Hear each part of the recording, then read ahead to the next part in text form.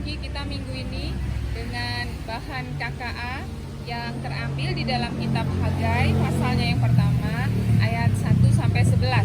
Saya bacakan buat kita semua.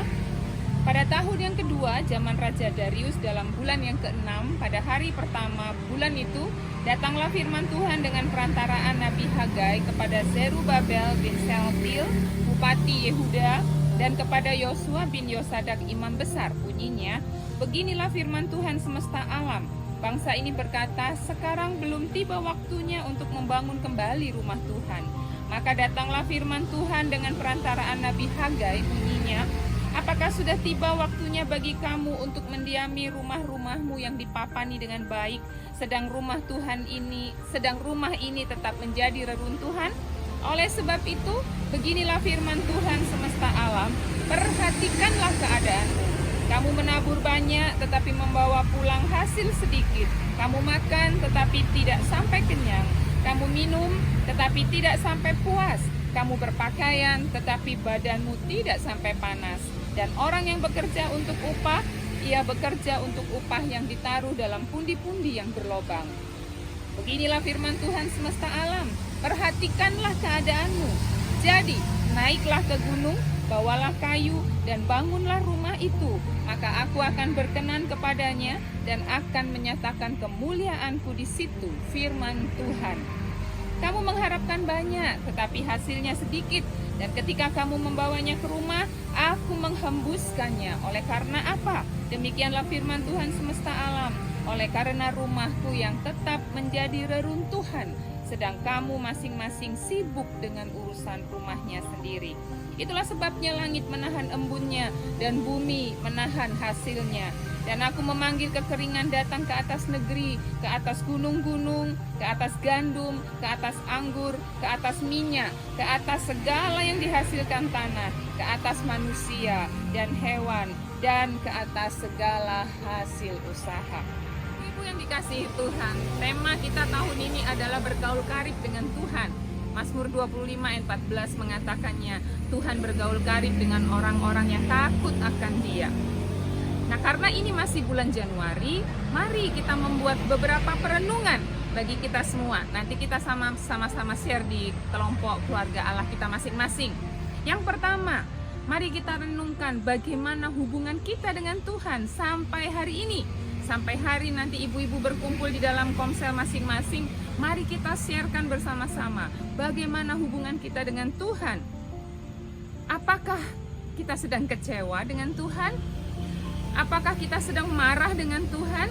Nanti sharingkan dalam KKA ibu-ibu. Jika ada di antara kita atau teman-teman kita yang sedang kecewa dengan Tuhan, mari kita berbagi. Mengapa?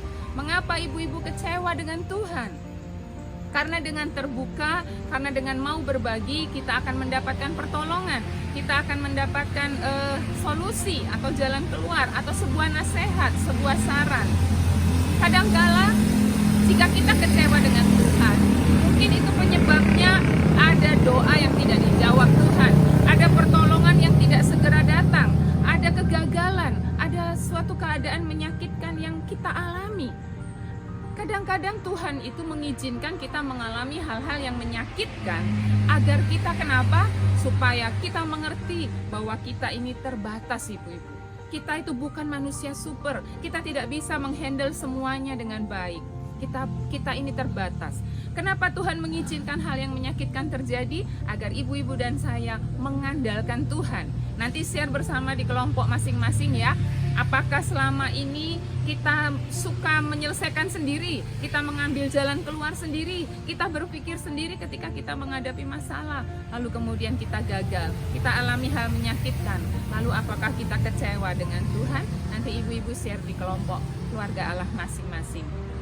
Nah, kemudian mari kita renungkan hubungan kita dengan Tuhan. Selidiki hidup kita masing-masing. Apakah kita sudah mengenal Dia? Apakah kita sudah dekat dengan Tuhan? Apakah kita dapat melihat Allah itu di dalam keseharian ibu-ibu dan saya? Apakah kita bisa melihat Allah ketika kita melihat udara yang segar, ketika kita melihat pohon-pohon, ketika kita melihat langit dan seterusnya? Apakah ibu-ibu dan saya melihat Allah di dalam setiap semua ciptaan Tuhan? Mazmur 19 ayat 2 mengatakan, langit menceritakan kebesaran Tuhan, cakrawala memberitakan perbuatannya yang ajaib. Ibu-ibu, di setiap apa saja benda-bendakah atau anak-anak kita, suami kita, hidup kita, atau siapa saja, ketika kita melihat mereka, kita melihat Allah. Betapa luar biasanya Allah mengerjakan hal itu bagi kita.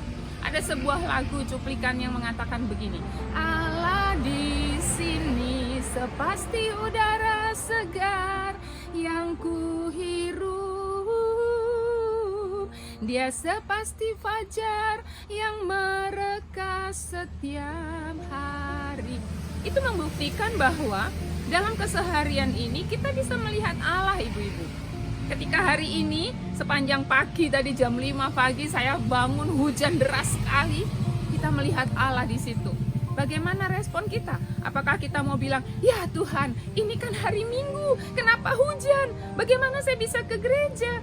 Atau sebaliknya, kita melihat betapa baiknya Tuhan, hari Minggu yang luar biasa ini diberikan hujan oleh Tuhan, dan kita mengucap syukur kepada Allah. Kita bisa melihat Allah dalam hal-hal ini. Lalu yang kedua, ibu-ibu, mari kita renungkan di awal tahun ini, di bulan Januari ini, bagaimana hubungan kita dengan sesama. Lagi ada konflik, lagi ada masalah, lagi nggak mau ngomong sama sesama kita. Apa yang harus kita lakukan? Mari lihat sisi baiknya. Yang pertama, lihat sisi baiknya dari sesama kita. Nanti kita share ya di komsel kita masing-masing. Mungkin kita lagi kesel sama siapa, kita lagi jengkel sama siapa. Saya diberkati dengan sebuah firman perenungan yang mengatakan begini, kalau sesamamu punya 95% sisi jelek, dia punya 5% sisi baik, sisi positif. Mari lihat yang 5% itu, dan engkau akan bisa melupakan atau menghapuskan yang 95% yang kurang tadi itu. Ibu-ibu yang dikasihi Tuhan, mari lihat sisi baik dari sesama kita. Mungkin itu pasangan kita, mungkin itu anak-anak kita, mungkin itu saudara kita dalam keluarga kita, atau teman kita di dalam media sosial kita. Mungkin teman di Facebook kita, teman di Instagram. Kadang-kadang mungkin ucapan-ucapan mereka membuat kita marah atau tersinggung atau kecewa. Lihat sisi baiknya dari sesama kita.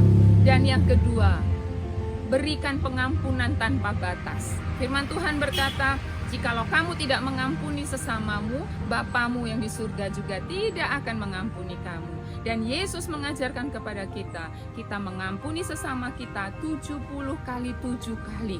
Itu berarti kita memberikan pengampunan tanpa batas. Kita seringkali mendengar 3 kali cukup, 7 kali cukup. Tidak ada kata cukup untuk mengampuni. Sampai ibu-ibu kita merasa lega, kita merasakan kelegaan yang sesungguhnya karena kita sudah mengampuni sesama kita. Kalau kita bisa melakukan kedua hal ini, maka hubungan kita dengan sesama akan indah, ya. Kita akan merasakan damai dan sukacita. Nah, dari kedua hal ini yang akan kita renungkan di sepanjang tahun ini, di awal tahun ini, yaitu mari koreksi bagaimana hubungan kita dengan Tuhan, bagaimana hubungan kita dengan sesama, bagaimana kita bisa melakukannya. Kita tidak bisa melakukannya seorang diri dengan kekuatan kita, tetapi Allah Roh Kudus yang akan menyanggupkan kita. Kita akan melakukannya dengan pimpinan Roh Kudus. Ibu-ibu, jika Roh Kudus memimpin hidup kita, memimpin hidup saya dan ibu-ibu, maka ada 3 perubahan yang dilakukan Roh Kudus di dalam hidup kita.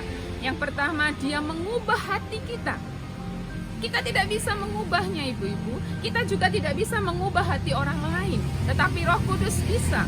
Roh Kudus tidak akan mengubah hati orang lain, tetapi Roh Kudus akan mengubah hati saya, hati ibu-ibu. Dia akan mengubahkan hati kita.